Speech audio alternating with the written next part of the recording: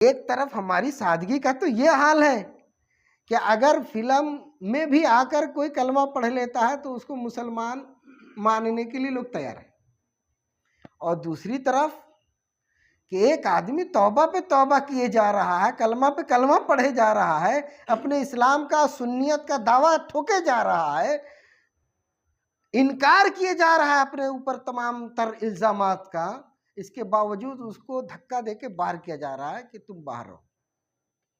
बस इसी बात को आज की इस महफिल में समझना है, इन बातों की हकीकत क्या है। लेकिन उससे पहले ये चीज समझ लीजिए कि दीन हमारा मुकम्मल है, इसमें न घटाने की जरूरत है, न किसी को बढ़ाने की जरूरत है, और न किसी के घटाने और बढ़ाने से दीन पे कोई फर्क पड़ने वाला। और ये दीन इतना टफ भी नहीं है कि आम आदमी इसको समझ नहीं सकता। 2-2-4 की तरह बिल्कुल दीन क्लियर है। बच्चा बच्चा हमारा कलमा याद करता है, ईमान मुफस्सल याद कर लेता है, बस थोड़ी देर उसको समझा दीजिए तो उसको सारी चीजें समझ में आ जाएगी। एक चरवाहा भी इसको समझ लेगा आसानी से, और एक पढ़ा लिखा आदमी भी इसको आसानी से समझ सकता है। तो दीन हमारा बहुत आसान है।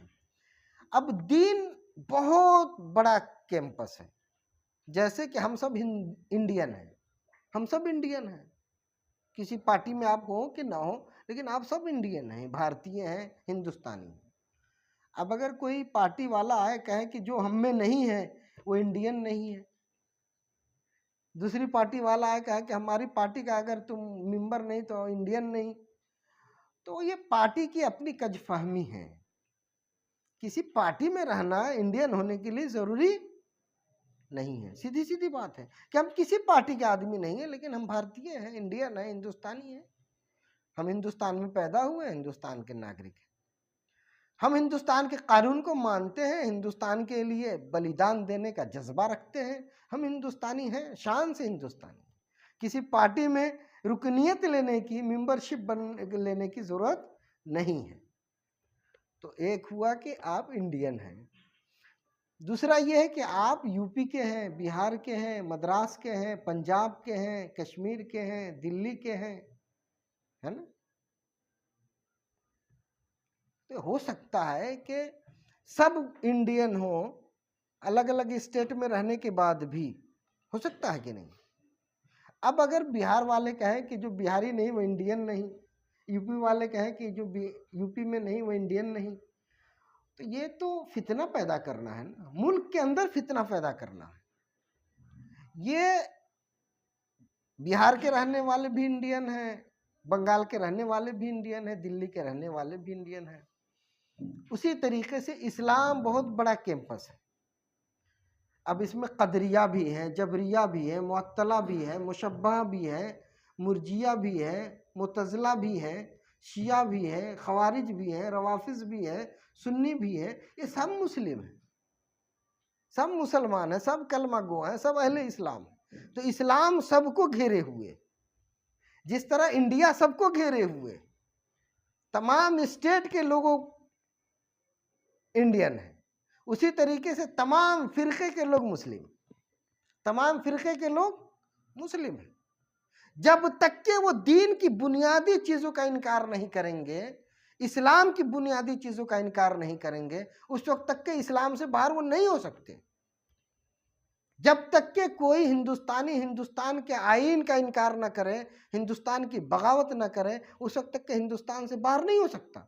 इसी तरीके से जब तक के दीन इस्लाम के अरकान का कोई अगर इनकार नहीं कर रहा है, उसका इकरार कर रहा है, तो वो इस्लाम है, उसका वो अहले इस्लाम है, वो कलमा गो है, अहले क़िबला है। और इसकी बहुत मोटी मोटी पहचान अहादीस करीमा में आई कि वो आपकी तरह नमाज पढ़ता हो, क़िबला रू हो करके, आपका ज़बिया खाता हो, और दीन की जो मोटी चीज़ें हैं, आमन्तु बिल्लाह मलाइकतिही व कुतुबिही व रुसुलिही वल यौमिल आखिर वल क़द्र खैरिही व शर्रिही मिनल्लाह ताला वल बाअस बादल मौत, इन चीज़ों का वह इक़रारी हो, मुस्लिम है, मुसलमान है वो। अब अगर मुसलमान है तो इस्लाम के जितने हुकूक हैं, एक मुसलमान होने की हैसियत से उसको ये पहुँचेगा।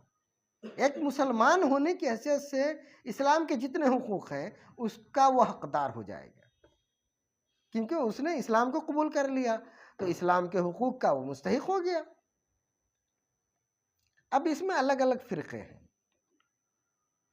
कोई शिया है, कोई सुन्नी है, कोई कुछ है, कोई कुछ है। अब सुन्नी बनने के लिए क्या ज़रूरी है? एक तो हुआ कि इस्लाम और हुआ है कि अहले सुन्नत। तो हम सब अहले इस्लाम हैं, चाहे किसी फ़िरक़े में हो। अब यह है कि हम सब अहले सुन्नत है, चाहे किसी मसलक में, किसी मशरब में हो। तो एक चीज़ है इस्लाम, उसके नीचे दूसरा दर्जा क्या आता है? अहले सुन्नत। अब अहले सुन्नत वल जमाअत की भी ज़रूरियात हैं, उनकी भी बुनियादें हैं। अहले सुन्नत वल जमाअत की बुनियादों में से किसी भी चीज़ का अगर वो इनकार नहीं कर रहा तो अहले सुन्नत में है। तो अहले सुन्नत की बुनियादों को और उसकी ज़रूरियात को उलमाए किराम ने बयान किया कि ये चीज़ है जो अहले सुन्नत के लिए ज़रूरी है, और हमने अपनी किताब में अहले सुन्नत की पहचान लिखी है।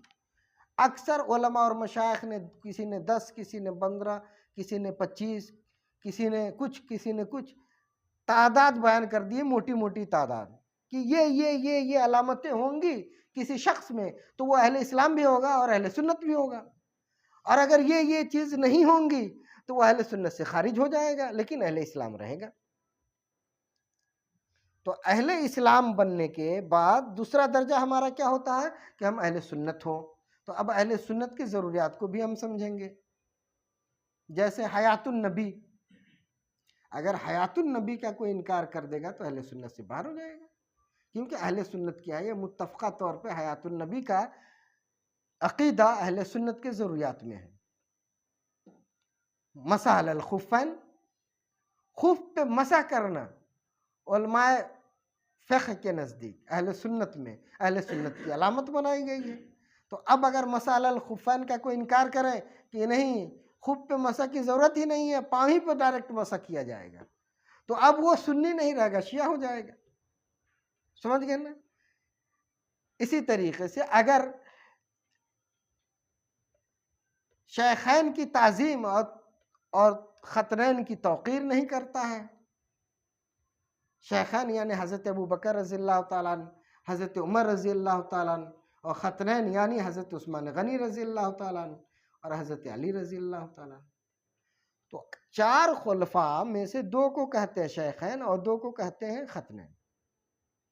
तो उनकी तफ़ज़ीलियत, उनकी फ़ज़ीलत, शेखैन की फ़ज़ीलत और ख़तनैन की तौक़ीर, ताज़ीम, ये दोनों अहले सुन्नत से ज़रूरी है। अहले सुन्नत होने के लिए ये भी ज़रूरी है।